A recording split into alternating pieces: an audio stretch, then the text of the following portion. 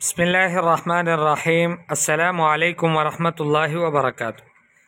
المستثنى بغیر و سوا، غیر اور سوا، ان دو کلموں کے ذریعے سے جب استثناء کرنا ہو ہم نے تو اس وقت وہ کیسے کریں گے اور اس کا حکم کیا ہوگا؟ تو غیر اور سوا یہ بھی استثناء کے لیے ہی آتے ہیں، یعنی ما بعد والے اسم کو ما قبل کے حکم سے نکالنے کے لیے۔ اتقدت المصابیح غیر واحد، اتقدت المصابیح، لائٹیں روشن ہو گئی، غیر واحد سوائے ایک کے۔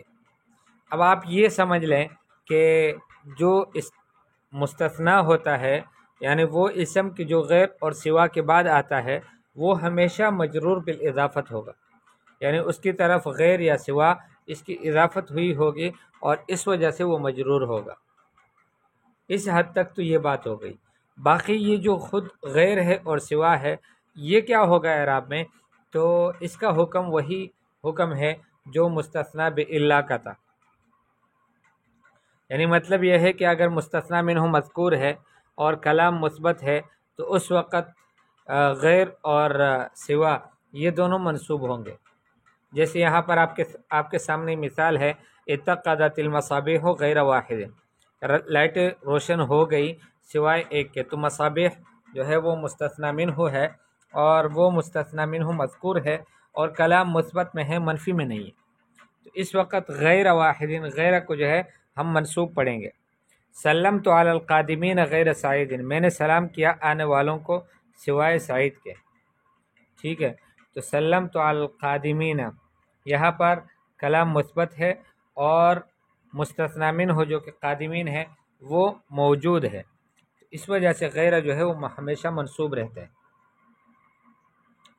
اس کے بعد دوسری بات ہم نے وہاں پر یہ پڑھی تھی مستثنیٰ باللہ میں، کہ اگر مستثنیٰ منہ مذکور تو ہے لیکن کلام منفی میں ہے، مثبت میں نہیں ہے، تو اس وقت کیا کریں گے؟ تو اس وقت ہم نے کہا کہ اگر چاہیں بنا بر استثناء اس کو منصوب بھی پڑھ سکتے ہیں، اور اگر چاہیں تو پچھلے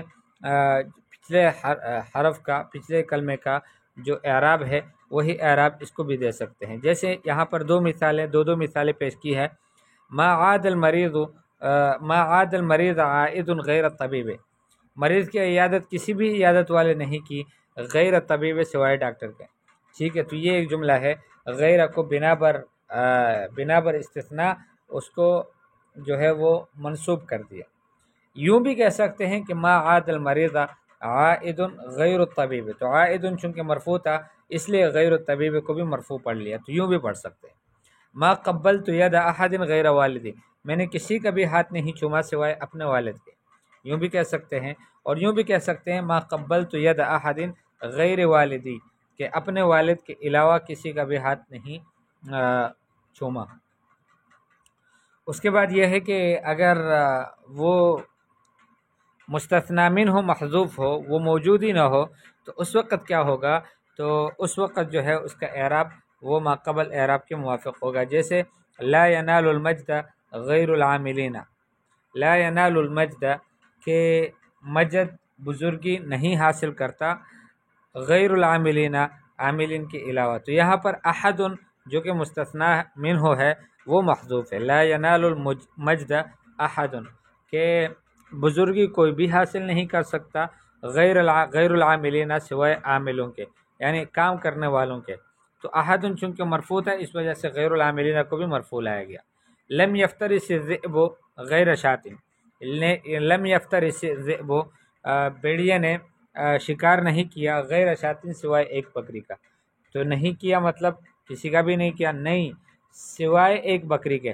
تو یہاں پر عبارت یوں ہے کہ لم یفترس الذئب شیئا غیر شاۃ، کسی بھی چیز کی جو ہے وہ اس نے شکار نہیں کیا، یعنی وہ شیئا مفعول بھی بنے گا لم یفترس کے لیے، اور غیر شاۃ اسی وجہ سے منصوب ہے کہ اس کا مفعول بھی منصوب ہے جس کے اوپر اس کو جو ہے جس کا یہ تابع ہے۔ لا تعتمد علی غیر اللہ، آپ اعتماد نہ کرو علی غیر اللہ، اللہ کے علاوہ پر۔ تو یہاں پر اعلیٰ چونکہ مجرور ہے، یعنی اعلیٰ عفواً اعلیٰ حرف جر ہے، اور اس کے بعد جو مستثنیٰ ہے مستثنیٰ منہ ہو جو کہ محذوف ہے وہ مجرور ہے۔ تو لا تعتمد علی احد غیر اللہ، یعنی کسی پر بھی اعتماد نہ کرو سوائے اللہ کے۔ البحث تأمل الاسماء التي بعد کلمۃ غیر، آپ ان اسماء میں غور کر لو کہ جو غیر کلمے کے بعد آتے ہیں، فی الامثلۃ المتقدمہ گزشتہ مثالوں میں، تجد کل اسم منها لیس داخلا فی حکم ما قبلہ، آپ ان میں سے ہر ایک اسم کو ایسے ہی پاؤ گے کہ وہ اپنے ماقبل کے حکم میں موافق نہیں ہے، داخل نہیں ہے۔ وَلِذَلِكَ يُسَمَّى كُلُّ مِنْهَا مستثنى، اسی وجہ سے ہر ایک کو مستثنیٰ کہا جاتا ہے، کالاسم الذی بعد الا، جیسے کہ وہ اسم کے الا کے بعد ہو۔ وَإِذَا تَأَمَّلْتَ أَوَاخِرَ هَذِهِ الْأَسْمَاء وَجَدْتَهَا جَمِيعَهَا مَجْرُورَةً بِالْإِضَافَةِ، اگر آپ غور کرتے ان اسماء کے اواخر میں تو آپ ان سب کو مجرور پاؤ گے اضافت کی وجہ سے۔ انظر بعد ذلك الى کلمۃ غیر نفسها، پھر اس کے بعد آپ غیر کلمے کی طرف خود ہی دیکھو، یعنی خود ہی غیر کلمے کی طرف دیکھو۔ تجدها منصوبة على الاستثناء في المثالین الاولین، پہلی دو مثالوں میں آپ اس کو پاؤ گے کہ یہ منصوب ہے بنا بر استثناء، وحیث المستثنى منه مذکور والکلام مثبت، اس انداز سے کہ مستثنی منه مذکور ہے اور کلام جو ہے وہ مثبت ہے۔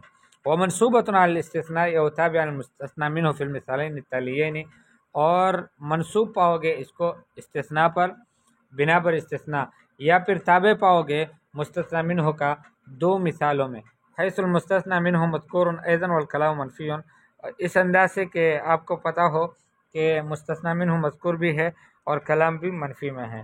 تو اس وقت آپ کے پاس دو اختیار ہیں، چاہے تو اس کو بنا پر استثناء منصوبی پڑھ لیں اور چاہے تو اس کو پچھلے اعراب کے موافق پڑھ لیں۔ ومعربۃ علی حسب ما یقتضیہ موقعها من التراکیب فی الامثلۃ الثلاثۃ الاخیرہ، یہ کلمہ آپ معرب پاؤ گے اس طرح سے کہ بالکل اسی انداز پر کہ جس کو تراکیب اور امثلہ جو آخری تین مثالیں ہیں اس میں اس کا محل اعراب ہے، اس کے موافق ہی اس کو پاؤ گے۔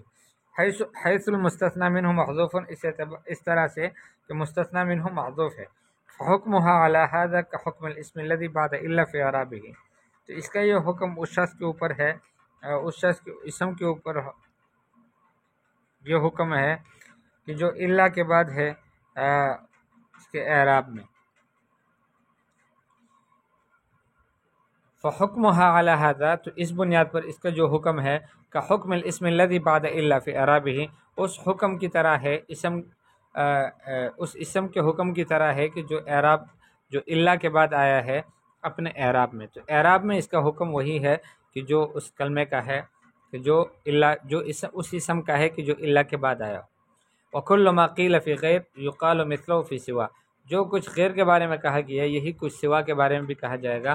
فَهُمَا مُتَمَاثِلَانِ فِي الْمَعْنَى وَالْإِعْرَابِ، تو یہ دونوں جو ہیں وہ متماثل ہیں، یعنی ایک دوسرے کے برابر کے ہیں معنی میں بھی اور اعراب میں بھی۔ تطبیقات، یستثنیٰ بغیر و سوا، مستثنیٰ بنایا جاتا ہے، استثناء کیا جاتا ہے غیر اور سوا کے ذریعے سے، فیجر الاسم الذی بعدہما بالاضافہ، تو اس کے بعد والا جو اسم ہے وہ کھینچا جاتا ہے، اس کو وہ مجرور بنایا جاتا ہے اضافت کی وجہ سے۔ ویثبت لہما من انواع الاعراب، اور اس کے لیے ثابت ہوتا ہے تمام انواع اعراب کی، ما ثبت للاسم الذی بعد الا، تمام وہ اسماء یا وہ اعراب کہ جو اس الا کے اسم کے بعد آئے ہیں اس طرح کے۔